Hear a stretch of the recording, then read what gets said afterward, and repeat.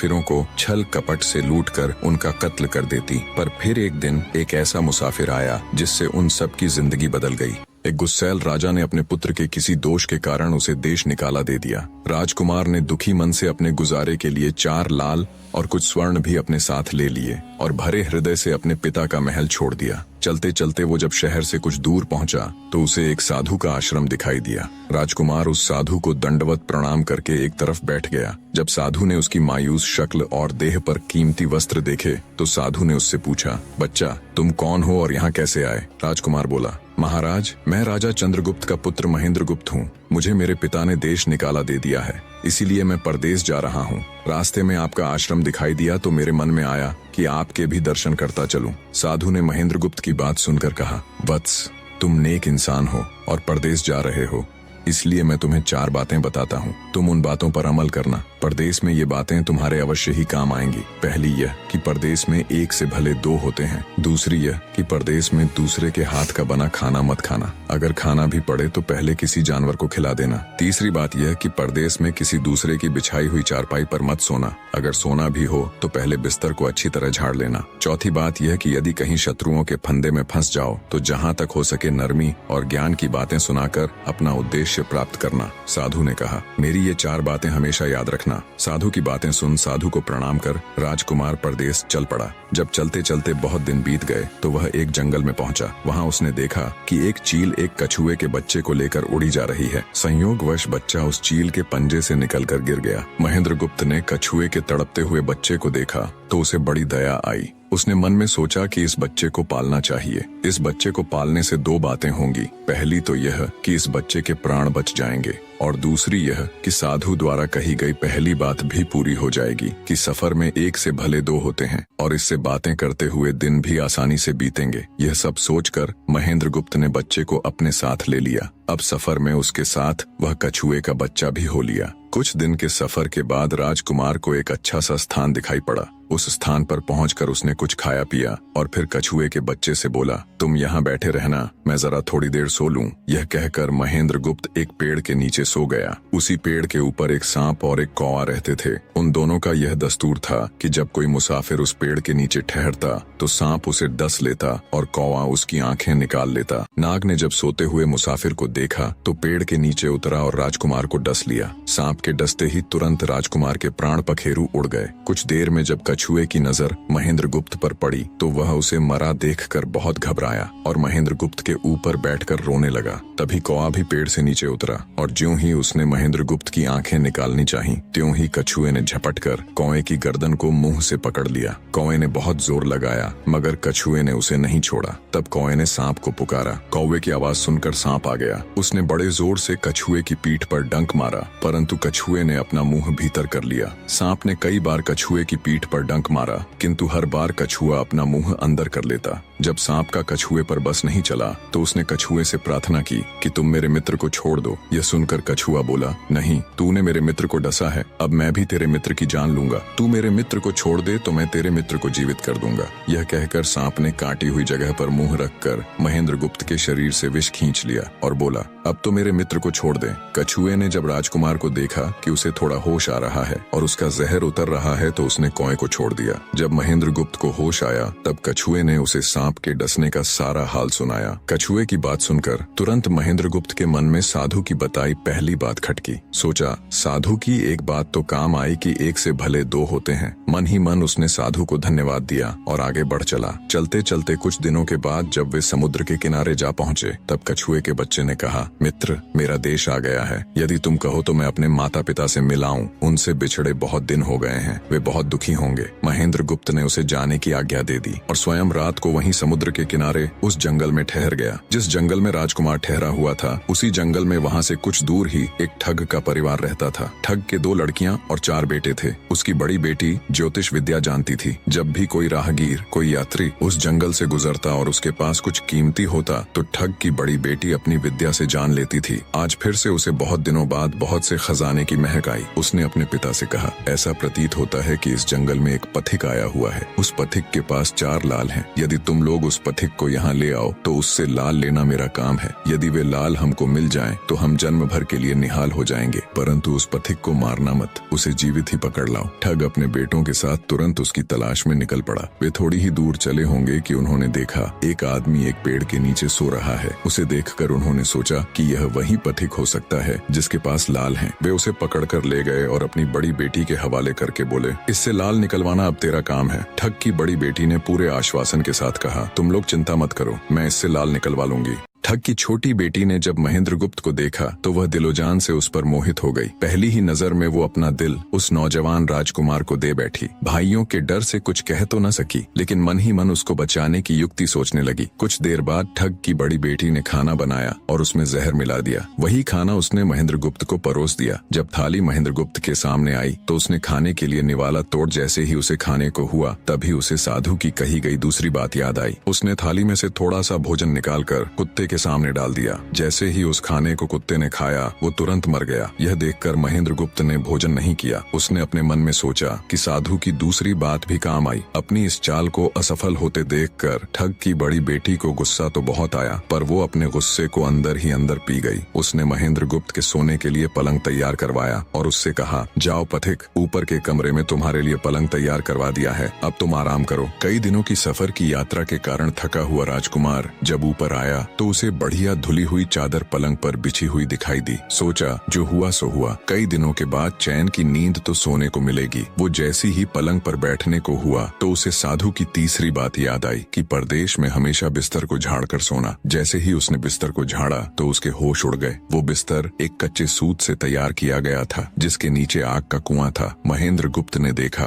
कुएं के अंदर बड़े बड़े आग के अंगार धधक रहे हैं। सोचा साधु की तीसरी बात भी काम आई। उसने एक बार फिर मन ही मन साधु का धन्यवाद किया और पास पड़ी एक टूटी हुई चारपाई पर लेट गया। थोड़ी देर पहले जो राजकुमार चैन की नींद लेने की सोच रहा था, अब नींद उसकी आंखों से कोसों दूर थी। अब तो उसे अपनी जान के लाले पड़े थे। सोचने लगा आज की रात बचना बहुत कठिन है। तभी ठग की छोटी बेटी मौका पाकर आई और कहने लगी, हे प्रिय, मैं तुम पर दिलोजान से न्यौछावर हूँ, परंतु आज की रात मेरे वश में कुछ नहीं है। आज की रात मेरी बड़ी बहन की बारी है। जिस तरह भी हो सके बस आज की रात मेरी बहन से अपने प्राण बचा लो, कल मेरी बारी है। हे स्वामी, मैं तुम्हारी दासी हूँ, मैं तुम्हें साफ बचा लूंगी। इतना कहकर ठग की छोटी बेटी चली गई। जब सब लोग खाना खा चुके तो ठग की बड़ी बेटी ऊपर बने कमरे में चली। सोचा अब तक तो पथिक जलकर राख बन चुका होगा, पर जैसे ही वो कमरे के अंदर आई और देखा कि पथिक तो बिल्कुल सही सलामत टूटी हुई चारपाई पर लेटा हुआ है तो उसके क्रोध की कोई सीमा न रही। तुरंत उसने कटार निकाली और क्रोध से बोली, हे पथिक, या तो अपने चारों लाल मुझे अभी के अभी दे दे, वरना मैं तुझको मार डालूंगी। उसी समय महेंद्रगुप्त को साधु की चौथी बात याद आई कि कहीं शत्रुओं के फंदे में फंस जाओ तो जहाँ तक हो सके नरमी और ज्ञान की बातें सुनाकर अपना उद्देश्य प्राप्त करना। उसने सोचा कि आज रात बचना मुश्किल है, पर साधु की चौथी बात भी आजमानी चाहिए। महेंद्रगुप्त ने यह सब सोचकर लड़की से कहा, मेरे पास लाल नहीं है। यदि तू मुझको मारेगी तो वैसे ही पछताएगी जैसे बंजारा अपने कुत्ते को मारकर पछताया था। लड़की गुस्से में बोली, कौन बंजारा और कौन सा कुत्ता, क्या बक रहे हो तुम? तब राजकुमार बोला, तुम नहीं जानती तो सुनो लड़की, एक बंजारा था जिसने एक कुत्ता पाल रखा था। वो कुत्ता बहुत समझदार था जिसे बंजारा अपनी औलाद से भी ज्यादा प्यार करता था। एक समय ऐसा आया कि एक कातक नाम की भयंकर बीमारी के चलते बंजारे का सारा परिवार उस बीमारी की भेंट चढ़ गया और बंजारे की करोड़ों की संपत्ति भी बिक गई। दुखी बंजारा अपने कुत्ते को लेकर आगरा में एक साहूकार के पास जाता है और साहूकार को 10,000 के बदले अपना कुत्ता गिरवी रखने को बोलता है। उस समय 10,000 एक बहुत बड़ी रकम होती थी। पहले तो बनिए ने बंजारे को मना कर दिया, पर फिर कुछ सोचकर उसने बंजारे को 10,000 रुपए दे दिए। कुछ ही समय बीता था कि एक रात सेठ के घर डाकू घुस गए। बंजारे का कुत्ता सब हरकत देख रहा था। सोचा भौंकूंगा तो परिवार के सब लोग उठ जाएंगे और ये डाकू उनका भी कत्ल कर देंगे। वो चुपचाप बस उनको देखता रहा। जब डाकू सेठ के घर चोरी किए हुए धन को लेकर चल पड़े तो कुत्ता चुपचाप उनके पीछे पीछे हो लिया। सेठ के पास इतना धन था कि डाकू उसे निकाल तो लाए, पर अब उनसे वो लेकर चला भी नहीं जा रहा था। दिन भी निकलने के करीब हो चला था। डाकुओं ने सोच विचार कर उस उस धन को एक तालाब के अंदर छिपा दिया। सोचा बाद में आराम से निकाल ले जाएंगे। कुत्ता डाकुओं की सब करामात देख चुपचाप वापस घर चला गया। सुबह हुई तो सेठ के घर कोहराम मच गया। पता चला कि चोर सारा धन निकाल ले गए। सेठ का रो रो कर बुरा हाल था। आसपास के लोग उसे दिलासा दे रहे थे। सेठ ने रोते रोते कहा, मैंने सुना था बंजारे का कुत्ता बहुत समझदार है, पर ये नमक हराम तो एक बार भौंका तक नहीं। तभी बंजारे का कुत्ता उस सेठ की धोती पकड़कर खींचने लगा। कुत्ते की हरकत देख पास खड़े एक समझदार व्यक्ति ने सेठ से कहा, सेठ जी,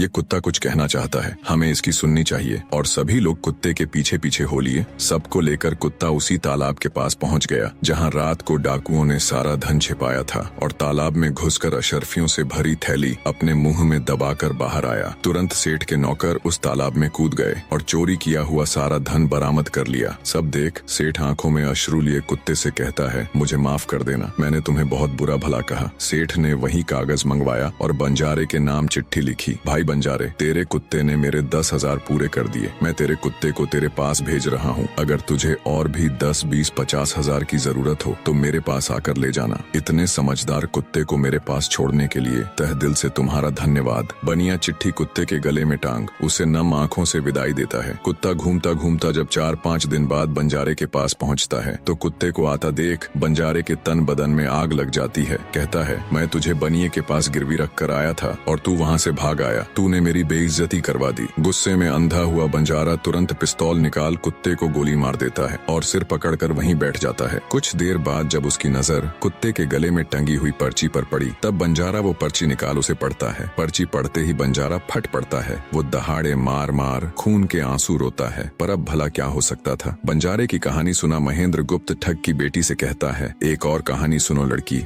एक राजा के पास एक बहुत समझदार पढ़ाया हुआ तोता था। वह बड़ा चतुर था। एक दिन राजा तोते को अपने साथ गंगा स्नान को ले गया और उसको घाट पर बैठाकर स्वयं स्नान करने लगा। तभी तोते की नजर अमर फल पर पड़ी जो पास ही नदी में बहता हुआ आगे बढ़ा जा रहा था। वह उसको नदी से बाहर निकाल लाया और राजा के आने पर उसको वह अमर फल देता हुआ बोला, महाराज, यह अमर फल है, इसे खा लीजिए। राजा ने कहा, मैं अकेला अमर फल खाकर क्या करूंगा, अपने बाग में लगा दूंगा। जब इसमें फल लगेंगे तब सब कुटुंबियों को खिलाकर अमर कर दूंगा। गंगा स्नान से लौटकर राजा ने वह फल माली को देकर कहा, इस फल को बाग में लगा दो। थोड़े ही दिनों में पेड़ फल फूल गया, उसमें फल लगने लगे। एक दिन एक फल पककर पेड़ से गिरा तो उसे सांप ने सूंघ लिया, जिससे वह जहरीला हो गया। अनजान माली वह अमर फल लेकर राजा के पास आया। राजा फल को देखकर बहुत खुश हुआ और कुछ सोचकर वो फल पहले कुत्ते को खाने को दिया। क्योंकि राजा बड़ा नीतिवादी और विचारवान था, वह जानता था कि बिना सोचे समझे किसी भी वस्तु को खाना ठीक नहीं होता। राजा ने ज्यों ही वह फल कुत्ते को खिलाया, कुत्ता मर गया। यह देखकर राजा ने क्रोधित होकर अपने तोते से कहा, बेईमान तोते, तू हमें जहर देकर मारना चाहता था। ये कहकर राजा ने क्रोध में आकर तोते को मार डाला और माली से कहा, इस पेड़ के चारों ओर घेरा डाल दो जिससे कोई इसका फल न खा सके। एक दिन उसी शहर में एक सास बहू में भीषण लड़ाई हुई। बुढ़िया घर से निकलकर कहने लगी, आज मैं राजा के बाग में जाकर जहर वाला फल खा लूंगी। ये कहकर वह बाग में आई और जैसे ही उसने फल तोड़कर खाया तो वह 16 वर्ष की युवती बन गई। जब राजा को यह समाचार मिला तो उसे सारा माजरा समझते देर न लगी। राजा को बड़ा दुख हुआ। वह कहने लगा,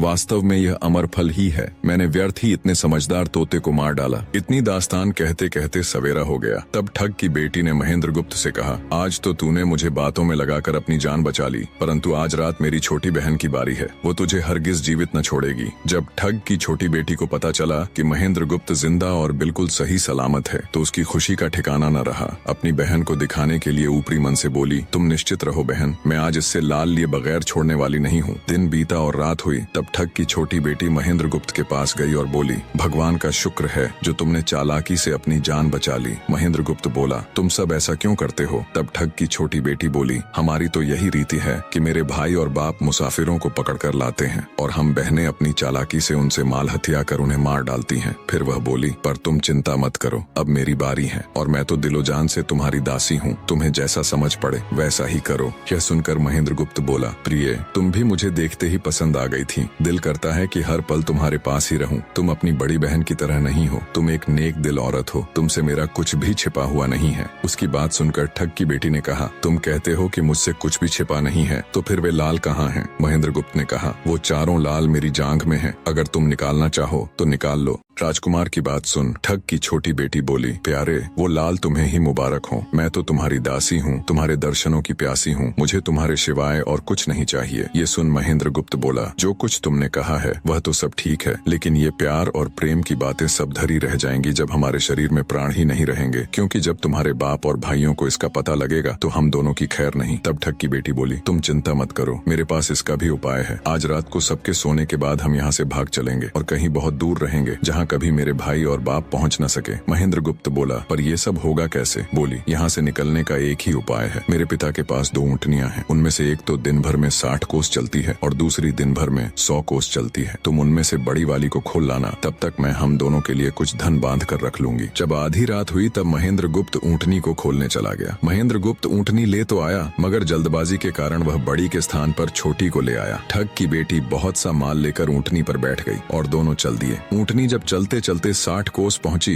तो जंगल में रुककर खड़ी हो गई। बीच जंगल में ऊँटनी को खड़ी देखकर महेंद्र गुप्त और ठग की बेटी के होश उड़ गए। ठग की बेटी बोली, अनर्थ हो गया, तुम रात के अंधेरे में बड़ी ऊँटनी की जगह छोटी को ले आए। मेरे पिता और भाई आते ही होंगे, वो हमें नहीं छोड़ेंगे। इधर जब सवेरा हुआ तो ठग ने देखा कि उसकी बेटी और मुसाफिर दोनों गायब हैं। उसने सोचा कि निसंदेह वह बदमाश मेरी बेटी को भगा ले गया है। तबेले में जाकर देखा तो पाया कि छोटी ऊँटनी गायब है और बड़ी वहीं है। सोचा ज्यादा दूर नहीं गए होंगे और ऊँटनी पर सवार होकर उसने उसे तेजी से दौड़ा दिया। थोड़ी ही देर में जंगल में उस स्थान पर जा पहुंचा जहां महेंद्र गुप्त और उसकी बेटी ठहरे थे। महेंद्र गुप्त ने जब उसको आते देखा तो बहुत घबराया और कहने लगा, देखो तुम्हारा पिता आ रहा है, अब उससे प्राण कैसे बचेंगे? लड़की ने कहा, घबराओ मत और जो मैं कहती हूँ उसे ध्यान से सुनो। जाओ, जाकर उस पेड़ पर चढ़ जाओ। जब मेरा बाप तुम्हें पकड़ने के लिए आएगा और पेड़ पर चढ़ेगा तो मैं चुपके से बड़े वाली ऊँटनी पर चढ़कर उसको तुम्हारी डाल के नीचे खड़ा कर दूंगी। तुम कूद कर उस पर बैठ जाना, इस प्रकार हम दोनों बचकर साफ निकल जाएंगे। यह सुनकर महेंद्र गुप्त तुरंत पेड़ पर चढ़ गया। तब तक ठग भी वहां आ पहुंचा।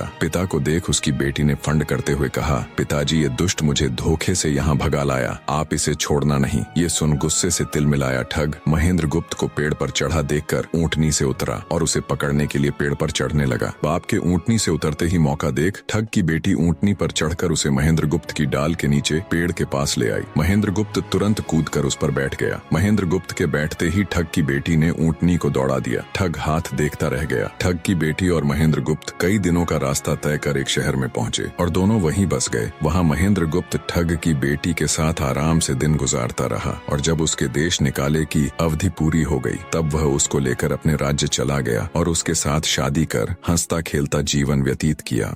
निष्कर्ष, महेंद्र गुप्त और ठग की बेटी की यह कथा हमें यह सिखाती है कि प्रेम और विश्वास का बंधन सबसे मजबूत होता है। जब बुद्धिमत्ता, धैर्य और निस्वार्थ प्रेम मिलते हैं तो असंभव को भी संभव बनाया जा सकता है। जीवन में चाहे कितनी भी कठिन परिस्थितियां क्यों न आए, सही निर्णय, संयम और परस्पर विश्वास हमें हर संकट से बाहर निकाल सकते हैं। चैनल को सब्सक्राइब करो पहले, हाँ जल्दी करो, मुझे पता है कि आप लोग नहीं करते वीडियो